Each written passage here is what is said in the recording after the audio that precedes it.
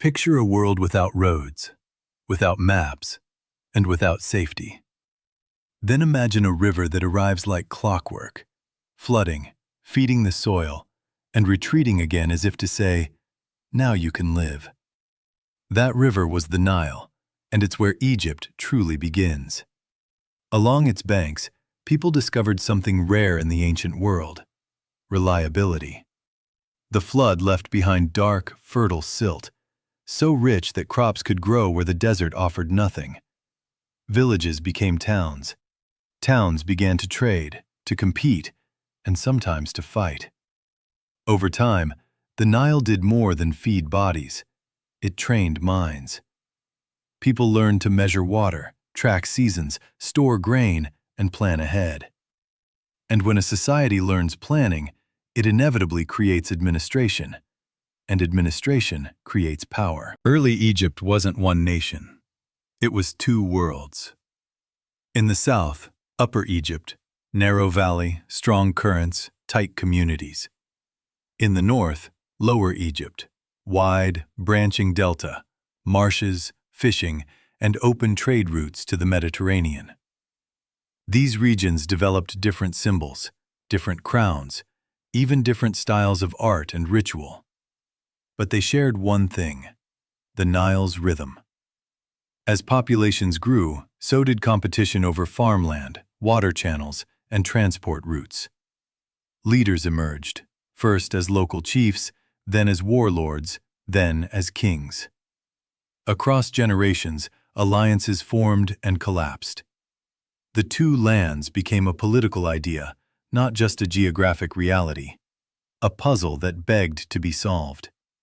Whoever controlled both the valley and the delta would control the grain, the trade, the temples, and the future. At some point around the early dynastic period, the story sharpens into a single dramatic moment: unification. The most famous name linked to it is Narmer, often shown wearing two different crowns, one for Upper Egypt, one for Lower Egypt, like a living symbol of conquest and union. We can't replay the battle like a movie, but we can feel its impact. A single ruler standing above regional chiefs, demanding taxes, labor, and loyalty. This is where Egypt's state identity forms: one language of power, one style of official art, one sacred ideology. The king is no longer just strong. He becomes cosmic. His job is to keep the world stable, to keep the Nile's blessing coming, and to keep chaos outside the borders. Egypt is becoming a machine, and the pharaoh is its engine. A kingdom can't run on fear alone. It needs paperwork, especially a kingdom built on grain. Early rulers established administrative centers, and tradition points to Memphis as a crucial hub near the boundary between north and south. Here, officials counted harvests, recorded deliveries, and managed storehouses. This is where scribes become powerful. Men trained to write, calculate, and turn reality into records. Taxes were often paid in goods: sacks of grain, jars of beer, linen, livestock. The country was divided into districts, later called nomes, each with its own local leaders. But now those leaders answered upward. With administration came stability. Roads improved, river transport expanded, and state projects became possible. Egypt wasn't just a land of monuments yet, but it was already a land of systems, with a government that could mobilize thousands. To understand early Egypt, you need to taste it. The foundation of the diet was simple and brilliant: bread and beer. Not the beer of today, but a thick, nutritious brew, more like liquid bread, safe to drink and full of calories. Bread came in many forms, from coarse loaves to sweeter cakes with dates or honey. Alongside it, onions, garlic, legumes, cucumbers, greens, and fruit like figs and dates. Fish from the Nile was common, especially for ordinary people, while wealthier households had more beef, goat, and poultry. Salt and drying helped preserve food. Storage was an art. Granaries weren't just buildings, they were survival. In a world where one failed harvest could mean disaster, food management was political power. The ruler who controlled grain controlled stability, and stability looked like civilization. Egyptian politics and religion were never separate. The king wasn't only a governor, he was a bridge between human life and the divine. The central idea was ma'at, order, balance, truth, the opposite of chaos. If ma'at held, the Nile flooded on time, crops grew, and society remained stable. If ma'at broke, everything could collapse. Pharaohs were tied to gods like Horus, the falcon power of kingship, and later to solar traditions that linked rule with the sun's daily victory over darkness. Temples weren't just places of worship. They were economic and administrative centers, storing goods and organizing labor. Rituals mattered because they justified the state. In early Egypt, belief wasn't private, it was infrastructure. The entire system said, "The pharaoh's rule is not optional. It's the reason the world keeps working." Once Egypt unified, it began to expand its reach, not always by conquering, but by connecting. Irrigation channels multiplied. Boats moved grain, stone, copper, and people. Egypt needed resources that the Nile Valley didn't provide in abundance: copper, stone for tools, precious materials for status and ritual. Expeditions pushed into the Sinai for minerals and into nearby deserts for stone.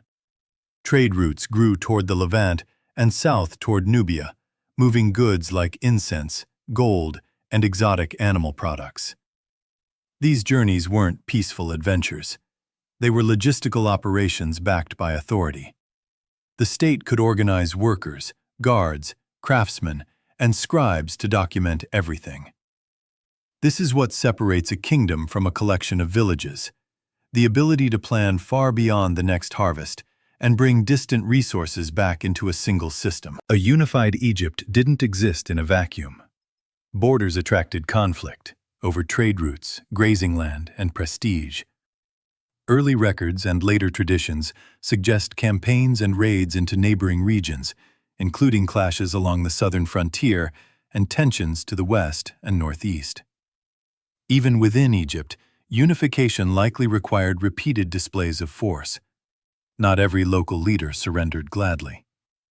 The pharaoh's legitimacy depended on proving he could protect the land and punish rebellion. Warfare in this period wasn't about giant armies with cinematic armor. It was about control, river routes, key settlements, and strategic choke points. Victories weren't only military, they were symbolic. Captives, trophies, and ritual scenes of the king smiting enemies broadcast a message: the state is strong, and chaos will be crushed. In Egypt, power was painted, carved, and remembered as destiny. Then comes a transformation so dramatic, it still defines Egypt today: the move from temporary materials to eternity.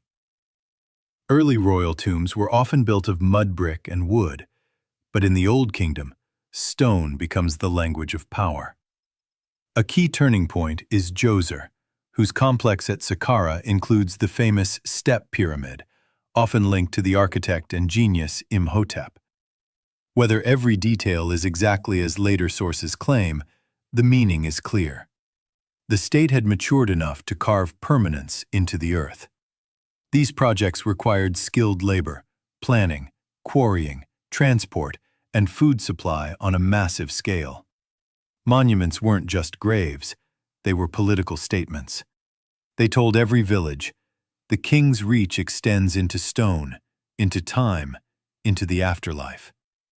Egypt was no longer just surviving the desert, it was rewriting it. So when you see pyramids, statues, or gold masks, it's easy to think Egypt began with grandeur. But the real beginning was quieter and more impressive. It began with people learning a river's rhythm, mastering storage, building administration, and turning belief into a system of order. It began with unification. Two lands made one, through politics, ideology, and force. It began with food, bread, beer, grain, and the science of survival. And it began with rulers who weren't only kings, but symbols, charged with keeping Ma'at alive. From there, everything follows. Temples, pyramids, writing, law, trade, and the world's most recognizable ancient civilization. In the next chapter of this story, Egypt won't just build monuments. It will build an identity so durable that thousands of years later, we still feel its shadow in the desert wind. Subscribe and follow for more.